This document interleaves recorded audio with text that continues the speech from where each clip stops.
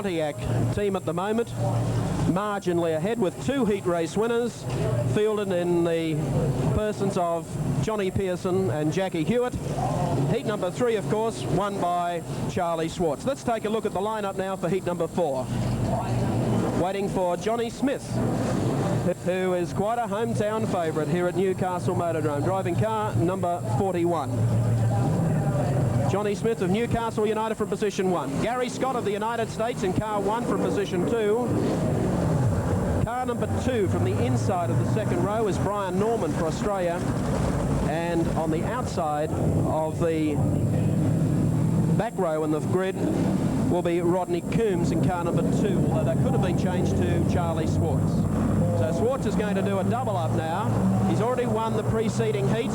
He's going to put a stack of pressure now on Johnny Smith and Garry Scott. Here they come. Brian Norman into the side of Schwartz, coming down the straightaway. But the officials didn't like that one little bit. And the crowd were quite excited as Scott came off the outside straight down to the inside. They said, we're not terribly happy about that one. Let's do that one all over again. And I think Garry Scott of the United States, who starts outside of Johnny Smith, will have to get on the throttle very quickly. Smith up right against the middle of the track. Down into the first turn. Schwartz moves up immediately on the inside of Garry Scott. And now zeroes in on Johnny Smith now from position 4, halfway down the back straightaway. Charlie Boy goes sailing in there as Brian Norman attacks car number 1, Garry Scott, and moves him out of the way onto the main straightaway. Into the bottom turn, and Charlie Boy floating in there right up against the wall. Johnny Smith doing a good job, and Garry Scott and Brian Norman are having a heave to at the back, but they've managed to break themselves up. Off turn 4 now.